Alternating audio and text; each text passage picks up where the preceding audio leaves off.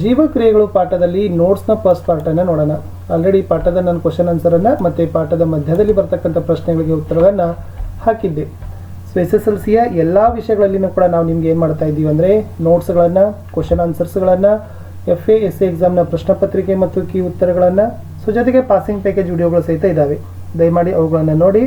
So like, share ಹಾಗೂ subscribe ಮಾಡೋದನ್ನು ಮಾತ್ರ ಮರಿಬೇಡಿ ಅಂತ ಹೇಳ್ತಾ, ಈ ವಿಡಿಯೋದಲ್ಲಿ ನಾವೇನೆಲ್ಲ ಅಂಶಗಳನ್ನು ತಿಳಿದುಕೊಳ್ತೀವಿ ಅಂತಂದರೆ ಜೀವಕ್ರಿಯೆಗಳು, ಪೋಷಣೆ, ಸ್ವಪೋಷಕಗಳಿಂದಾಗಿರ್ತಕ್ಕಂಥ ಪೋಷಣೆಗಳು, ಪರಪೋಷಕಗಳಿರ್ತಕ್ಕಂಥ ಪೋಷಣೆ, ಜೀವಿಗಳು ತಮ್ಮ ಆಹಾರ ಹೇಗೆ ಪಡಿತವೆ ಮತ್ತು ಮಾನವರಲ್ಲಿ ಪೋಷಣೆ ಅಂತಕ್ಕಂಥ ವಿಷಯಾಂಶಗಳ ಬಗ್ಗೆ ಸಂಕ್ಷಿಪ್ತವಾಗಿ ಮತ್ತು ನಿಮಗೆ ಸರಳವಾಗಿ ತಿಳಿಸಲಿಕ್ಕೆ ಪ್ರಯತ್ನವನ್ನು ಪಡ್ತೀನಿ.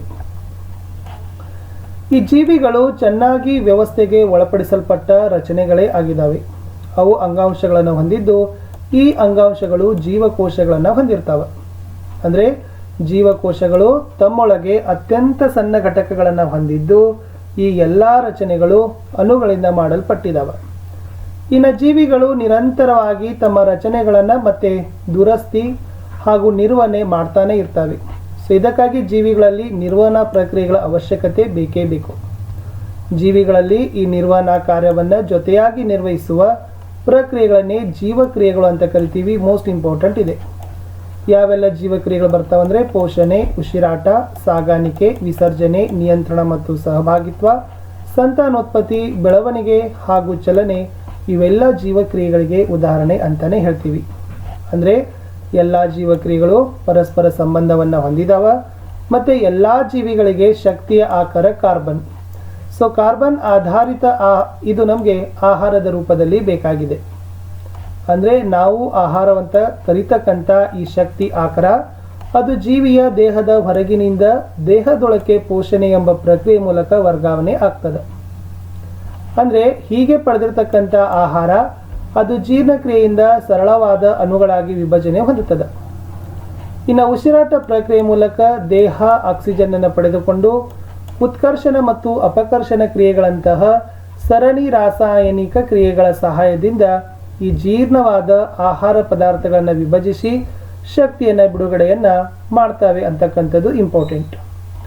ಇನ್ನು ಇಲ್ಲಿ ಈ ಸಾಗಾಣಿಕಾ ವ್ಯವಸ್ಥೆ ಆಹಾರ ಮತ್ತು ಆಕ್ಸಿಜನ್ಗಳನ್ನು ದೇಹದ ಒಂದು ಭಾಗದಿಂದ ಇನ್ನೊಂದು ಭಾಗಕ್ಕೆ ಒಯ್ಯಲು ನಮಗೆ ಸಹಾಯವನ್ನು ಮಾಡ್ತಾವೆ. ಇನ್ನು ರಾಸಾಯನಿಕ ಕ್ರಿಯೆಗಳು ಕಾರ್ಬನ್ನ ಆಕಾರ ಮತ್ತು ಈ ಆಕ್ಸಿಜನನ್ನು ಶಕ್ತಿ ಉತ್ಪಾದನೆಗಾಗಿ ಬಳಕೆ ಮಾಡಿದಾಗ ಅವುಗಳಿಂದ ಉಂಟಾಗ್ತಕ್ಕಂಥ ಅನುಪಯುಕ್ತ ಹಾಗೂ ಹಾನಿಕಾರಕ ತ್ಯಾಜ್ಯ ಉಪೋತ್ಪನ್ನಗಳನ್ನು ದೇಹದಿಂದ ವಿಸರ್ಜನೆಯ ಮೂಲಕ ತೆಗೆದು ಹೊರಹಾಕ್ತಾರೆ. ಸೊ ನೋಡೋಣ ಪೋಷಣೆ. ಸೊ ಇಲ್ಲಿವರೆಗೂ ಜಸ್ಟ್ ಅದು ಇಂಟ್ರೊಡಕ್ಷನ್ ಇತ್ತು. ನಮ್ಮ ದೇಹದಲ್ಲಿ ಒಂದು ವ್ಯವಸ್ಥೆಯನ್ನು ಕಾಪಾಡಲು ಶಕ್ತಿಯ ಅಗತ್ಯ ಇದೆ. ಅಂದರೆ ಬೆಳವಣಿಗೆಗೆ, ಅಭಿವರ್ಧನೆಗೆ, ದೇಹಕ್ಕೆ ಅಗತ್ಯವಾದ ಪ್ರೋಟೀನ್ ಮತ್ತು ಇತರೆ ವಸ್ತುಗಳನ್ನು ಸಂಶ್ಲೇಷಿಸಲು ಕೂಡ. ಈ ಶಕ್ತಿ ಮತ್ತು ವಸ್ತುಗಳ ಮೂಲ ನಾವು ಸೇವಿಸ್ತಕ್ಕಂಥ ಆಹಾರದ ಮೂಲಕ ಸಿಗ್ತದೆ. ಈ ಆಹಾರ ಕಾರ್ಬನ್ ಆಧಾರಿತವಾಗಿದ್ದು ಅದು ದೇಹದ ಹೊರಗಿದೆ. ವಿಭಿನ್ನ ವಿಧಾನಗಳ ಮೂಲಕ ಜೀವಿಗಳು ಆಹಾರವನ್ನು ಪಡಿತಾವೆ. ಅಂದರೆ ಕೆಲವು ಜೀವಿಗಳು ನಿರವಯವ ಮೂಲಗಳಿಂದ ಸರಳವಾದ ಆಹಾರ ವಸ್ತುಗಳನ್ನು ಕಾರ್ಬನ್ ಡೈಆಕ್ಸೈಡ್ ಮತ್ತು ನೀರಿನ ರೂಪದಲ್ಲಿ ಬಳಸಿಕೊಳ್ತವೆ. ಈ ಜೀವಿಗಳನ್ನು ಸ್ವಪೋಷಕಗಳು ಅಂತ ಕರಿತೀವಿ. ಇಲ್ಲಿ ಹಸಿರು ಸಸ್ಯಗಳು ಮತ್ತು ಬ್ಯಾಕ್ಟೀರಿಯಾಗಳು ಸ್ವಪೋಷಕಗಳಿಗೆ ಉದಾಹರಣೆ ಆಗ್ತವೆ. ಇನ್ನು ಇತರ ಜೀವಿಗಳ ಸಂಕೀರ್ಣ ವಸ್ತುಗಳನ್ನು ಕಿಣ್ವಗಳೆಂಬ ಜೈವಿಕ ವೇಗವರ್ಧಕಗಳ ಸಹಾಯದಿಂದ ಸರಳ ವಸ್ತುಗಳಾಗಿ ವಿಭಜಿಸಿ ಉಪಯೋಗವನ್ನು ಹೊಂದುತ್ತವೆ. ಇವುಗಳನ್ನು ಪರಪೋಷಕಗಳು ಅಂತ ಕರಿತೀವಿ. ನಿಮಗೆ ವ್ಯತ್ಯಾಸ ಕೇಳ್ತಾರೆ. ಸ್ವಪೋಷಕಗಳು ಮತ್ತು ಪರಪೋಷಕಗಳ ನಡುವಿನ ವ್ಯತ್ಯಾಸ ಡೆಫಿನೇಷನ್ ಉದಾಹರಣೆ ಬರೆದ್ರೆ ಆನ್ಸರ್ ಕರೆಕ್ಟ್ ಆಗ್ತದೆ. ಇನ್ನು ಈ ಪರಪೋಷಕಗಳ ಬದುಕು ನೇರವಾಗಿ ಅಥವಾ ಪರೋಕ್ಷವಾಗಿ ಸ್ವಪೋಷಕಗಳ ಮೇಲೆ ಅವಲಂಬಿಸಿದೆ. ಪ್ರಾಣಿಗಳು ಮತ್ತು ಶಿಲೀಂಧ್ರಗಳು ಪರಪೋಷಕ ಜೀವಿಗಳೇ ಆಗಿದ್ದಾವೆ. ಇನ್ನು ಸ್ವಪೋಷಕಗಳ ಪೋಷಣೆ. ಸಸ್ಯಗಳು ನೀರು, ಖನಿಜ ಲವಣಗಳು, ಇಂಗಾಲದ ಡೈಆಕ್ಸೈಡ್ ಮತ್ತು ಸೂರ್ಯನ ಬೆಳಕಿನಂತಹ ಸರಳ ವಸ್ತುಗಳಿಂದ ತಮ್ಮದೇ ಆದ ಆಹಾರವನ್ನು ತಯಾರಿಸೋ ಪ್ರಕ್ರಿಯೆಗೆ ಸ್ವಪೋಷಕಗಳ ಪೋಷಣೆ ಅಂತ ಕರಿತೀವಿ.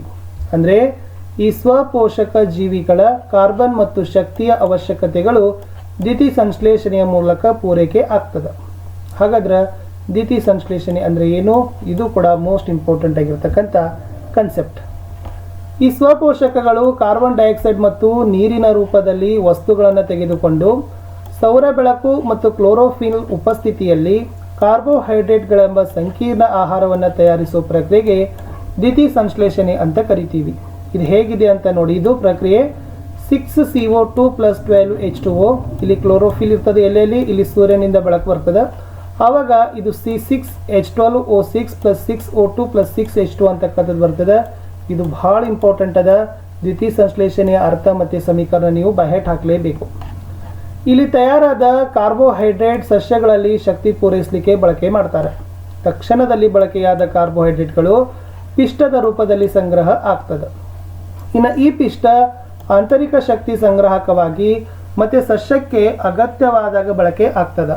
ನಮ್ಮ ದೇಹದಲ್ಲೂ ಇದೇ ರೀತಿ ಪರಿಸ್ಥಿತಿ ಕಂಡು ಬರ್ತದೆ. ನಾವು ಸೇವಿಸಿದ ಆಹಾರದಿಂದ ಪಡೆದ ಶಕ್ತಿಯ ಸ್ವಲ್ಪ ಭಾಗ ಗ್ಲೈಕೋಜನ್ ರೂಪದಲ್ಲಿ ಸಂಗ್ರಹ ಆಗ್ತದೆ. ಹಾಗಾದ್ರೆ ಈ ದ್ಯುತಿ ಸಂಶ್ಲೇಷಣೆ ಪ್ರಕ್ರಿಯೆ ನಡೆಯುವಾಗ ಜರುಗತಕ್ಕಂಥ ಘಟನೆಗಳು ಏನು? ಕ್ಲೋರೋಫಿಲ್ನಿಂದ ಬೆಳಕಿನ ಶಕ್ತಿಯ ಹೀರುವಿಕೆ ಆಗ್ತದೆ. ಬೆಳಕಿನ ಶಕ್ತಿ ರಾಸಾಯನಿಕ ಶಕ್ತಿಯಾಗಿ ಪರಿವರ್ತನೆ ಆಗ್ತದೆ. ಮತ್ತು ನೀರಿನ ಅಣುಗಳು ಹೈಡ್ರೋಜನ್ ಮತ್ತು ಆಕ್ಸಿಜನ್ ಆಗಿ ವಿಭಜನೆ ಆಗ್ತವೆ. ಕಾರ್ಬನ್ ಡೈಆಕ್ಸೈಡ್ ಕಾರ್ಬೋಹೈಡ್ರೇಟ್ ಆಗಿ ಪರಿವರ್ತನೆ ಆಗ್ತದೆ. ಇಷ್ಟು 3 ಪಾಯಿಂಟ್ಸ್ಗಳು ಇಂಪಾರ್ಟೆಂಟ್. ಈ ಹಂತಗಳು ಒಂದಾದ ನಂತರ ಒಂದರಂತೆ ತಕ್ಷಣವೇ ಜರುಗೋದಿಲ್ಲ. ಯಾಕಂದ್ರೆ ನಾವು ಅದಕ್ಕೆ ಉದಾಹರಣೆ ಕೊಡ್ಬೋದು. ಬೆಸ್ಟ್ ಎಕ್ಸಾಂಪಲ್ ಮರುಭೂಮಿ ಸಸ್ಯಗಳು. ಅಂದರೆ ಮರುಭೂಮಿ ಸಸ್ಯಗಳು ರಾತ್ರಿ ವೇಳೆಯಲ್ಲಿ ಕಾರ್ಬನ್ ಡೈಆಕ್ಸೈಡನ್ನು ತೆಗೆದುಕೊಂಡು ಮಧ್ಯಂತರ ವಸ್ತುವನ್ನು ತಯಾರಿಸ್ತಾವೆ. ಹಗಲಿನ ವೇಳೆಯಲ್ಲಿ ಮಧ್ಯಂತರ ವಸ್ತು ಕಾರ್ಬನ್ ಡೈಆಕ್ಸೈಡ್ ಆಗಿ ಪರಿವರ್ತನೆ ಆಗ್ತದೆ. ನಂತರ ಈ ಕ್ಲೋರೋಫಿಲ್ ಹೀರಿಕೊಂಡ ಶಕ್ತಿ ಆ ವಸ್ತುವಿನ ಮೇಲೆ ವರ್ತಿಸಿ ಕಾರ್ಬೋಹೈಡ್ರೇಟ್ ತಯಾರು ಆಗ್ತದೆ. ನೋಡೋಣ, ದ್ಯುತಿ ಸಂಶ್ಲೇಷಣೆಗೆ ಬೇಕಾಗುವ ಕಚ್ಚಾ ವಸ್ತುಗಳು: ಸೌರ ಬೆಳಕು, ಕ್ಲೋರೋಫಿಲ್, ಕಾರ್ಬನ್ ಡೈಆಕ್ಸೈಡ್, ನೆಕ್ಸ್ಟ್ ಮತ್ತು ನೀರು. ಇವೆಲ್ಲ ದ್ಯುತಿ ಸಂಶ್ಲೇಷಣೆಗೆ ಬೇಕಾಗೋ ಕಚ್ಚಾ ವಸ್ತುಗಳು. ಸೌರ ಬೆಳಕು ಅಂದರೆ ಇದು ನೀರಿನ ಅಣುಗಳ ವಿಭಜನೆಯಲ್ಲಿ ಸಹಾಯ. ಕ್ಲೋರೋಫಿಲ್ ಅಂದರೆ ಎಲೆಗಳ ಮೀಸೋಫಿಲ್ ಅಂಗಾಂಶದಲ್ಲಿರ್ತದೆ, ಸೌರ ಬೆಳಕನ್ನು ಹೀರ್ತದೆ. ಕಾರ್ಬನ್ ಡೈಆಕ್ಸೈಡ್ ಇದು ಅಪಕರ್ಷಣ ಹೊಂದಿ ಕಾರ್ಬೋಹೈಡ್ರೇಟ್ ಆಗಿ ಉಂಟಾಗ್ತದೆ, ಉತ್ಪನ್ನ ಆಗ್ತದೆ. ಇನ್ನು ಸಸ್ಯಗಳು ಕಾರ್ಬನ್ ಡೈಆಕ್ಸೈಡನ್ನು ಪಡಿತಕ್ಕಂಥ ವಿಧಾನ ಹೇಗಿದೆ? ಈ ಸಸ್ಯಗಳು ಕಾರ್ಬನ್ ಡೈಆಕ್ಸೈಡನ್ನು ಎಲೆಗಳ ಮೇಲ್ಮೈ ಅಲ್ಲಿ ಕಂಡು ಬರ್ತಕ್ಕಂಥ ಚಿಕ್ಕ ರಂಧ್ರಗಳಾದ ಪತ್ರರಂಧ್ರದ ಮೂಲಕ ಪಡಿತಾವೆ. ಅಂದರೆ ದ್ಯುತಿ ಸಂಶ್ಲೇಷಣೆಯ ಉದ್ದೇಶಕ್ಕಾಗಿ ಎಲೆಗಳಲ್ಲಿ ಅನಿಲಗಳ ವಿನಿಮಯ ಅಧಿಕ ಪ್ರಮಾಣದಲ್ಲಿ ಈ ರಂಧ್ರಗಳ ಮೂಲಕ ನಡೀತದೆ. ಈ ಪತ್ರರಂಧ್ರಗಳ ಮೂಲಕ ಅಧಿಕ ಪ್ರಮಾಣದ ನೀರು ಕೂಡ ನಷ್ಟವಾಗಿ ದ್ಯುತಿ ಸಂಶ್ಲೇಷಣೆಗಾಗಿ ಕಾರ್ಬನ್ ಡೈಆಕ್ಸೈಡ್ ಅಗತ್ಯವಿಲ್ಲದಾಗ ಸಸ್ಯಗಳು ಈ ರಂಧ್ರವನ್ನು ಮುಚ್ಚುತ್ತವೆ. ನಿಮ್ಮ ಟೆಕ್ಸ್ಟ್ ಬುಕ್ದಲ್ಲಿ ತೆರೆದ ಮತ್ತು ಮುಚ್ಚಿದ ಪತ್ರರಂಧ್ರದ ಚಿತ್ರ ಇದೆ. ಇದು ತುಂಬ ಪ್ರಾಕ್ಟೀಸ್ ಇದೆ, ನೀವು ಪ್ರಾಕ್ಟೀಸ್ ಮಾಡಲೇಬೇಕು. ಕಾವಲು ಜೀವಕೋಶಗಳು ಅಂತ ಭಾಗಗಳು ಬರ್ತವೆ, ಚೆನ್ನಾಗಿ ಕಲ್ಕೊಡ್ರಿ. ಅಲ್ಲಿಂದ ಕ್ವಶನ್ಸ್ಗಳು ಬರ್ತವೆ. ಇರದೇ ಇದ್ರೆ ವ್ಯತ್ಯಾಸದಲ್ಲಿ ಆದರೂ ನಿಮಗೆ ಬರೆಯೋಕ್ಕೆ ಕೇಳ್ತಾರೆ. ಈ ಕಾವಲು ಜೀವಕೋಶಗಳು ಪತ್ರರಂಧ್ರದ ತೆರೆಯುವಿಕೆ ಮತ್ತು ಮುಚ್ಚುವಿಕೆ ಕೆಲಸವನ್ನು ಮಾಡ್ತಾವೆ.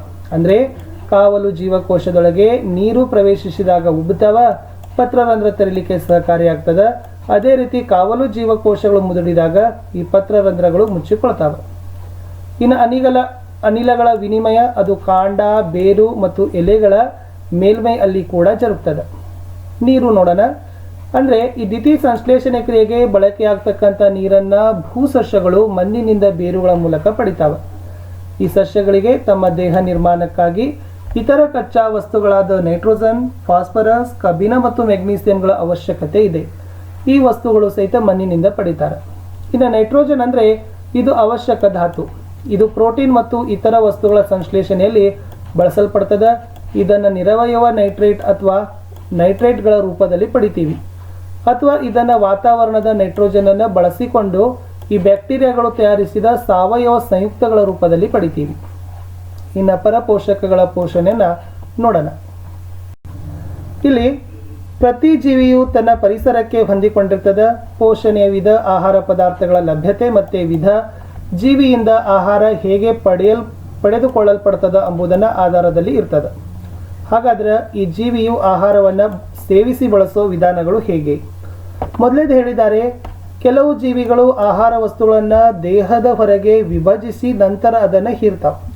ಅದಕ್ಕೆ ಬೆಸ್ಟ್ ಎಕ್ಸಾಂಪಲ್ ಅಂದರೆ ಬ್ರೆಡ್ ಮೋಲ್ಟ್ ಆಗಿರ್ಬೋದು, ಈಸ್ಟ್ ಮತ್ತು ನಾಯಿಕೊಡೆಗಳಂಥ ಶಿಲೀಂಧ್ರ. ಇನ್ನು ಉಳಿದವು ಕೆಲವು ಪೂರ್ಣ ಆಹಾರ ಪದಾರ್ಥವನ್ನು ಸೇವಿಸ್ತಾವ, ಮತ್ತು ತಮ್ಮ ದೇಹದೊಳಗೆ ಅದನ್ನು ವಿಭಜಿಸ್ತಾವ. ಉದಾಹರಣೆಗೆ ಮನುಷ್ಯರು. ಅಂದರೆ ಇತರೆ ಕೆಲವು ಜೀವಿಗಳು ಸಸ್ಯಗಳು ಮತ್ತು ಪ್ರಾಣಿಗಳಿಂದ ಅವುಗಳನ್ನು ಕೊಲ್ಲದೆ ಪೋಷಣೆಯನ್ನು ಪಡಿತಾವ. ಈ ವಿಧಾನವನ್ನು ಏನಂತ ಕರೀತಾರಪ್ಪ ಅಂದರೆ ಪರಾವಲಂಬಿ ಪೋಷಣಾ ತಂತ್ರ ಅಂತ ಕರೀತಾರೆ. ಅಂದರೆ ಇದಕ್ಕೆ ಉದಾಹರಣೆ ಕಸ್ಕುಟ್ ಕೊಡ್ಬೋದು, ಬೆಣ್ಣೆಹೇನು, ಜಿಗಣಿ ಮತ್ತು ಲಾಡಿ ಹುಳುಗಳನ್ನು ನಾವೇನು ಮಾಡ್ಬೋದಪ್ಪ ಅಂದರೆ ಕೊಡ್ಬೋದು. ಇನ್ನು ಜೀವಿಗಳು ತಮ್ಮ ಪೋಷಣೆಯನ್ನು ಹೇಗೆ ಪಡಿತಾವ?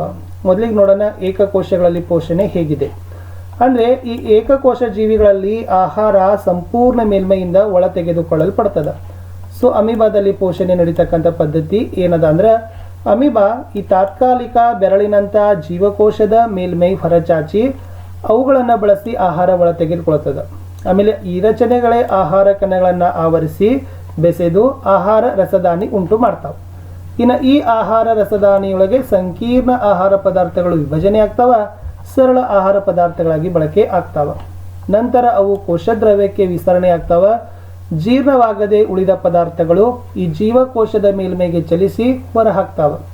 ಉದಾಹರಣೆಗೆ ಪ್ಯಾರಾಮೀಸಿಯಂನಲ್ಲಿ ಪೋಷಣೆ ಅಂದರೆ ಈ ಜೀವಿಗಳಲ್ಲಿ ಜೀವಕೋಶ ಒಂದು ನಿರ್ದಿಷ್ಟ ಆಕಾರ ಹೊಂದಿದ್ದು ಮತ್ತು ಆಹಾರವನ್ನು ಒಂದು ಗೊತ್ತಾದ ಸ್ಥಳದ ಮೂಲಕ ಒಳಗೆ ತೆಗೆದುಕೊಳ್ತಾವ. ಈ ಜೀವಕೋಶದ ಸಂಪೂರ್ಣ ಮೇಲ್ಮೈಯನ್ನು ಆವರಿಸಿರುವ ಕಷಾಂಗ ಚಲನೆಯ ಮೂಲಕ ಈ ಆಹಾರ ಆ ಸ್ಥಳಕ್ಕೆ ಬರ್ತದೆ. ಮಾನವರಲ್ಲಿ ಪೋಷಣೆ. ಮಾನವರಲ್ಲಿ ಪೋಷಣೆ ಮತ್ತು ಜೀರ್ಣಕ್ರಿಯೆ ಅದು ಜೀರ್ಣಾಂಗ ವ್ಯೂಹದ ಮೂಲಕವೇ ನಡೀತದೆ. ಅಂದರೆ ಜೀರ್ಣಾಂಗ ವ್ಯೂಹ ಅದು ಬಾಯಿಯಿಂದ ಹಿಡಿದು ಗುದದ್ವಾರದವರೆಗೆ ವ್ಯಾಪಿಸಿರುವ ಉದ್ದದ ಕೊಳವೆಗೆ ಆಗಿದೆ. ಇದರಲ್ಲಿ ಬಹಳ ಅಂಗಗಳು ವಿಭಿನ್ನ ಕೆಲಸವನ್ನು ಮಾಡ್ತಾವೆ. ಸೊ ನೀವು ಮಾನವನ ಜೀರ್ಣಾಂಗ ವ್ಯೂಹದ ಚಿತ್ರವನ್ನು ಪ್ರಾಕ್ಟೀಸ್ ಮಾಡಲೇಬೇಕು. ಸೊ ಇದು ಚಿತ್ರನೂ ಬರ್ತದೆ ಅಥವಾ ಆ ಭಾಗಗಳಿಗೆ ಸಂಬಂಧಪಟ್ಟಂತೆ ಪ್ರಶ್ನೆಗಳು ಸಹಿತ ಏನು ಮಾಡ್ತಾ ಇದ್ದಾರೆ, ಕೇಳ್ತಾ ಇದ್ದಾರೆ. ನೋಡೋಣ ಬಾಯಿ ಮತ್ತು ಬಾಯಿಯ ಅಂಗಳ. ಹಲ್ಲುಗಳು ಆಹಾರವನ್ನು ನುರಿಸ್ತಾವ, ಸಣ್ಣ ಮತ್ತು ಒಂದೇ ರೀತಿಯ ವಿನ್ಯಾಸವಿರುವ ಕಣಗಳಾಗಿ ಸಂಸ್ಕರಣೆಯನ್ನು ಮಾಡ್ತಾವೆ. ನಾಳದ ಒಳಗೋಡೆಗಳ ಪದರ ಮೃದುವಾಗಿರುವುದರಿಂದ ಆಹಾರ ನಯವಾಗಿ ಹಾದು ಹೋಗಲು ಬಾಯಿಯು ಆಹಾರವನ್ನು ತೇವಾಂಶದಿಂದ ಕೂಡಿರುವಂತೆ ಮಾಡ್ತದೆ. ಅಂದರೆ ನಾವು ಸೇವಿಸ್ತಕ್ಕಂಥ ಆಹಾರ ಸಂಕೀರ್ಣ, ಅದು ಜೀರ್ಣನಾಳದಿಂದ ಹೀರಲ್ಪಡ್ತದ, ಅದನ್ನು ಸಣ್ಣ ಸಣ್ಣ ಅಣುಗಳಾಗಿ ವಿಭಜನೆ ಮಾಡ್ತೀವಿ.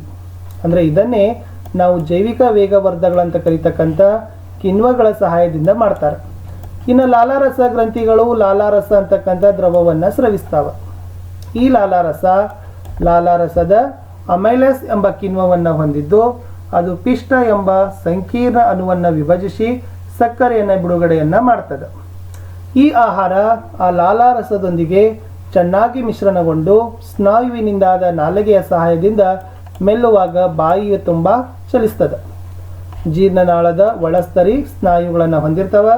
ಅದು ಆಹಾರವನ್ನು ಒಳಕ್ಕೆ ತಳ್ಳಲು ಲಯಬದ್ಧವಾಗಿ ಸಂಕೋಚನೆ ಮಾಡ್ತದೆ. ಇದನ್ನೇ ಏನಂತ ಕರೀತಾರಪ್ಪ ಅಂದ್ರೆ ಪರಿಕ್ರಮಣ ಸಂಕುಚನ ಚಲನೆ ಅಂತ ಕರೀತಾರೆ. ಅಂದರೆ ಇದು ಆಹಾರವನ್ನು ಪ್ರತಿಯೊಂದು ಭಾಗದಲ್ಲಿ ಸಂಸ್ಕರಿಸಲಿಕ್ಕೆ ಸಹಾಯ ಮಾಡ್ತದೆ. ಆಹಾರ ಬಾಯಿಯಿಂದ ಜಠರಕ್ಕೆ ಆಹಾರ ನಾಳ ಅಥವಾ ಅನ್ನನಾಳದ ಮೂಲಕ ಒಯ್ಯಲ್ಪಡ್ತದೆ. ಈ ಜಠರ ಒಂದು ದೊಡ್ಡ ಅಂಗ, ಅದು ಆಹಾರ ಪ್ರವೇಶಿಸಿದಾಗ ಹಿಗ್ತದೆ. ಅಂದರೆ ಜಠರದ ಸ್ನಾಯುಕ ಗೋಡೆಗಳು ಹೆಚ್ಚಿನ ಪಚನ ರಸಗಳೊಂದಿಗೆ ಆಹಾರ ಚೆನ್ನಾಗಿ ಮಿಶ್ರಣವಾಗಲಿಕ್ಕೆ ಸಹಾಯ ಮಾಡ್ತದೆ. ಮುಂದೆ ಜಠರದ ಗೋಡೆ ಜಠರ ಗ್ರಂಥಿಗಳನ್ನು ಹೊಂದಿದ್ದು ಇವು ಪೆಪ್ಸಿನ್, ಹೈಡ್ರೋಕ್ಲೋರಿಕ್ ಆಮ್ಲ ಮತ್ತು ಲೊಳೆಯನ್ನು ಸ್ರವಿಸ್ತವೆ. ಈ ಪೆಪ್ಸಿನ್ ಇದೊಂದು ಕಿಣ್ವವಾಗಿದ್ದು ಪ್ರೋಟೀನನ್ನು ಜೀರ್ಣ ಮಾಡ್ತಕ್ಕಂಥ ಕೆಲಸ ಮಾಡ್ತಾವೆ. ಹೈಡ್ರೋಕ್ಲೋರಿಕ್ ಆಮ್ಲ ನೋಡೋದಾದರೆ ಇದು ಆಮ್ಲೀಯ ಮಾಧ್ಯಮವನ್ನು ಉಂಟು ಮಾಡಿ ಪೆಪ್ಸಿನ್ ಕಿಣ್ವದ ಪ್ರಕ್ರಿಯೆಯನ್ನು ಉತ್ತೇಜನೆ ಮಾಡ್ತಾವೆ. ಮತ್ತು ಆಹಾರದಲ್ಲಿನ ಹಾನಿಕಾರಕ ಸೂಕ್ಷ್ಮ ಜೀವಿಗಳನ್ನು ಕೊಲ್ಲೋ ಕೆಲಸ ಸಹಿತ ಹೈಡ್ರೋಕ್ಲೋರಿಕ್ ಆಮ್ಲ ಮಾಡ್ತದೆ. ಲೊಳೆ ಇದು ಸಾಮಾನ್ಯ ಪರಿಸ್ಥಿತಿಗಳಲ್ಲಿ ಜಠರದ ಗೋಡೆಗಳನ್ನು ಆಮ್ಲದ ಕ್ರಿಯೆಯಿಂದ ರಕ್ಷಣೆ ಮಾಡ್ತದೆ. ಜಠರದಿಂದ ಆಹಾರದ ಹೊರದೂಡುವಿಕೆಯು ಸಂಕುಚನ ಸ್ನಾಯುಗಳಿಂದ ನಿಯಂತ್ರಣವನ್ನು ಮಾಡ್ತದೆ. ಅಂದರೆ ಅದು ಆಹಾರವನ್ನು ಸಣ್ಣ ಪ್ರಮಾಣದಲ್ಲಿ ಸಣ್ಣ ಕರುಳಿಗೆ ಬಿಡುಗಡೆ ಮಾಡ್ತದೆ. ಆಗ ಆಹಾರ ಜಠರದಿಂದ ಸಣ್ಣ ಕರುಳಿಗೆ ಪ್ರವೇಶಿಸ್ತದೆ. ಸಣ್ಣ ಕರುಳು ಫಸ್ಟ್ ಇಲ್ಲಿ ನಾವು ಕೇವಲ ಸಣ್ಣ ಕರುಳಿನ ರಚನೆ ನೋಡೋಣ. ಮುಂದಿನ ಭಾಗವನ್ನು ನಾನು ನೆಕ್ಸ್ಟ್ ವಿಡಿಯೋದಲ್ಲಿ ಹೇಳ್ತೀನಿ. ಇದು ಜೀರ್ಣನಾಳದ ಅತಿ ಉದ್ದದ ಭಾಗ, ವ್ಯಾಪಕವಾಗಿ ಸುರುಳಿ ಹೊಂದಿ ಕಡಿಮೆ ಸ್ಥಳದಲ್ಲಿ ಅಳವಡಿಸಿಕೊಂಡದ. ಸಣ್ಣ ಕರುಳಿನ ಉದ್ದ ವಿವಿಧ ಪ್ರಾಣಿಗಳಲ್ಲಿ ಅದು ಸೇವಿಸೋ ಆಹಾರದ ಮೇಲೆ ಅವಲಂಬನೆಯಾಗದ. ಹುಲ್ಲನ್ನು ತಿಂತಕ್ಕಂಥ ಸಸ್ಯಾಹಾರಿಗಳಿಗೆ ಸೆಲ್ಯುಲೋಸ್ ಅನ್ನು ಜೀರ್ಣಿಸೋ ಸಲುವಾಗಿ ಉದ್ದನೆಯ ಸಣ್ಣ ಕರುಳಿನ ಅಗತ್ಯವಿದೆ. ಇನ್ನು ಮಾಂಸ ಜೀರ್ಣಿಸಲು ಸುಲಭವಾಗಿದೆ. ಆದ್ದರಿಂದ ಹುಲಿಯಂಥ ಮಾಂಸಾಹಾರಿ ಪ್ರಾಣಿಗಳು ಗಿಡ್ಡ ಕರಳುಗಳನ್ನು ಹೊಂದಿದ್ದಾವೆ ಅಂತ ಇದೆ. ಇಷ್ಟು ಸಾಕು ಈ ಪಾರ್ಟಲ್ಲಿ. ನಾನು ನೆಕ್ಸ್ಟ್ ಪಾರ್ಟಲ್ಲಿ ಮತ್ತೊಂದು ವಿಡಿಯೋನ ಅದರೊಂದಿಗೆ ಕಂಟಿನ್ಯೂ ಮಾಡ್ತೀನಿ. ಸೊ ಚಿತ್ರಗಳನ್ನು ತೆರೆದ ಪತ್ರರಂಧ್ರ, ಮುಚ್ಚಿದ ಪತ್ರರಂಧ್ರ, ಮಾನವನ ಜೀರ್ಣಾಂಗ ವ್ಯೂಹದ ಒಂದು ರಚನೆಯನ್ನು